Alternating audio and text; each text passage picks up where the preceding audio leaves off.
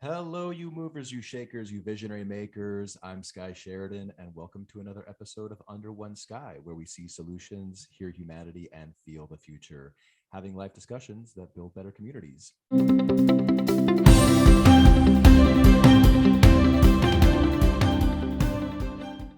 So happy holidays, everybody. It's Easter for some of you it's Passover, some of you it's Ramadan. So wherever you're celebrating, I hope you're having a blessed holiday. And today we have a very special guest. Her name is Kimberly Buffinton. She's been somebody who's been very instrumental in Sky Farm's work.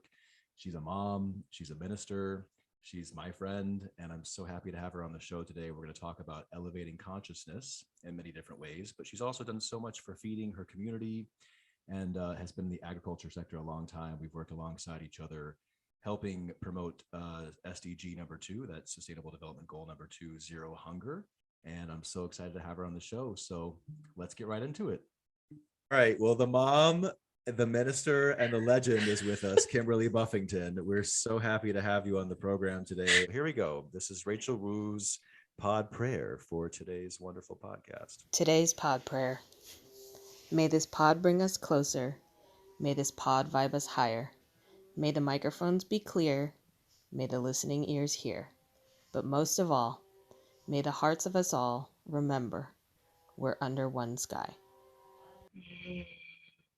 How cool is that, huh? That's very cool. She's like writing tons of poetry, and a huge shout out to Rachel Wu. She's also helping on our production. So she's setting up guests. She's really like, we're getting people from the Sky Farms team to kind of work on this because we like this to be a template for communities. And every guest that we have, including you, will be asking a question at the end of the show, which is about how do you think we can create better communities?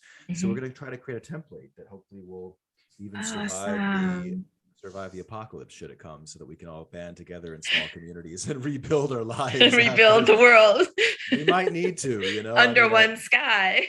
Well, it doesn't have. Well, we are all under one sky. It just happens. We are always under one sky. That's right. It just has to be a branding tactic, but it's all transparent and all authentic. So no one's trying to start a cult.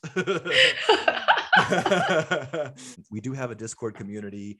We're trying to get off of Facebook. So if any of the listeners want to go on Discord, that's where you can have discussions about these different topics. You can leave your own feedback about how to build better communities, get involved. That's what we really want right now, is to have an open discussion with like a lot of people. And it's about something that we feel together, because, we've built a community together, and it's something that we feel.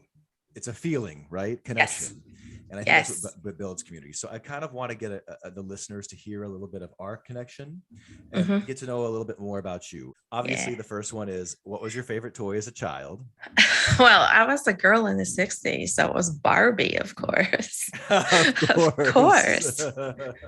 Did you like Ken or Barbie more? Oh, I had all the dolls. Oh, I had Ken and a bunch of Barbies and all their clothes. Oh, yeah. That was like the rage when I was a kid. Do you remember one specific one that was like, because I know there was, I have a funny meme that was like broke down Barbie, and it's Barbie pushing like a homeless cart. I always use this meme when I'm really having a hard time to friends. I said like the broke down Barbie, that's me. Yeah. But did you have a specific one that you remember? They had like Malibu Barbie, I think. And see, those all came later. Like ours was just like literally the first one. So like I'm part of the like original group like that got the first Barbies. I'm that old actually. That's so hard to believe though, because if anybody could see what I'm seeing right now, because it's a podcast, they're only hearing this woman, whatever elixir or fountain of youth or like holy grail she stumbled upon, you need to rush to her doorstep and ask her. It's working. So if you don't get into the agriculture spectrum, go find out what she's doing. Is she like, because she's just looking so beautiful for this. Oh, thank you. Next question is, what is your star sign? Oh, I'm a Scorpio. I know that, but you're a Scorpio. Yeah. Wow, it's such a powerful sign. That the keepers of mysteries and secrets. I think the stars incline; they don't compel. So you do have like energies that affect you and that you're born with. But I think you can always ascend, and you can always become self-aware, and you can be the entire damn spectrum if you want to. You can be a Sagittarius or an Aries or whatever you want to call it. So, what is your superpower? I think my superpower is my spiritual life, and I went on a quest in my 50s, and I think that the ability, I made a vow to myself that I kept, and said that I would meditate my way into a place of peace and inner peace that could not be disturbed. That's amazing. You're right on the money for today's show, because our title is like the rise of collective consciousness. I wanted to call it Christ consciousness. And of course, we're going to talk about Easter and Ramadan and Passover, which just happened, as a way to just talk about this collective consciousness rising at the moment. But what you just said right now is so awesome, because it's so on topic, and it's so who you are, and it's so who I am, and it's actually so who our community is, and the types of people who want to plow the field, make things happen. You know what I mean? Like, it's like the spiritual people are always in the field somehow, right? They're always growing the farms. We cannot get away from the field. But they have symbiosis, right? You're dealing with nature so closely.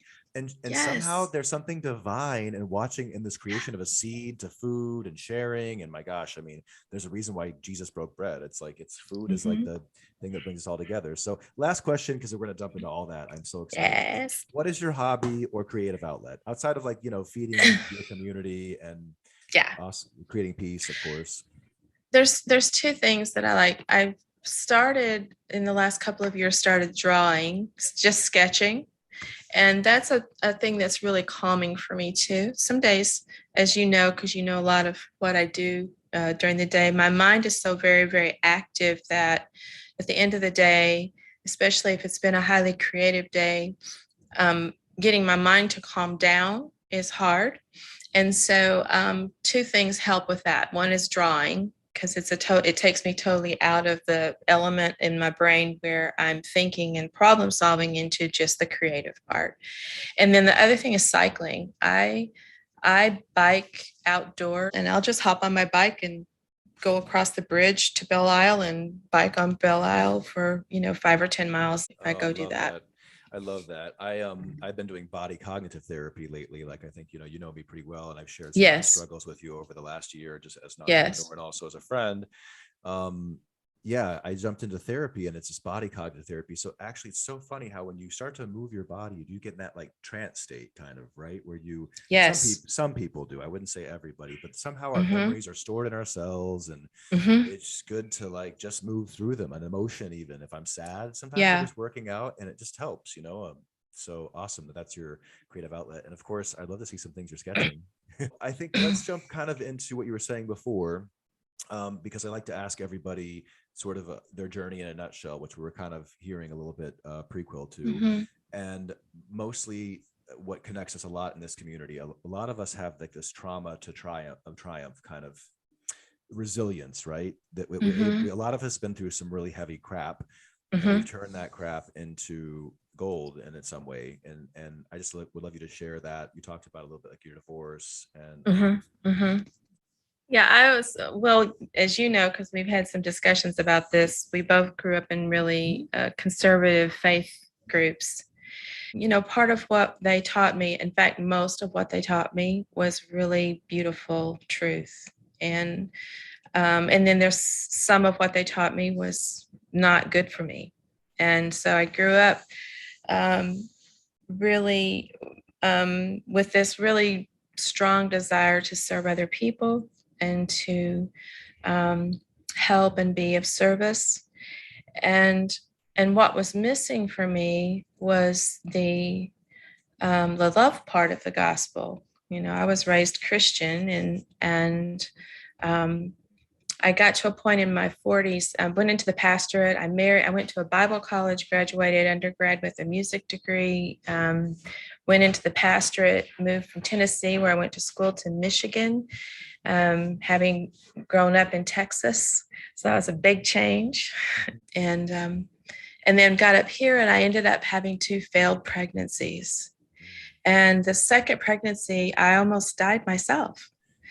And so it was really serious. And the doctor told me after that second one, he's like, I don't know if you'll carry another baby to term, so you need to be prepared for that. Well, that was all bad news. That was really, really difficult for me to deal with. And devastating from somebody who comes from the faith too, because I think a lot of your purpose, right, is derived from being able to produce offspring or souls. Absolutely. Right. And I think in that culture, women feel a certain amount of pressure at times to produce those children. And there was a little bit of that for me. I wouldn't say it was huge. I was just more concerned because I just wanted more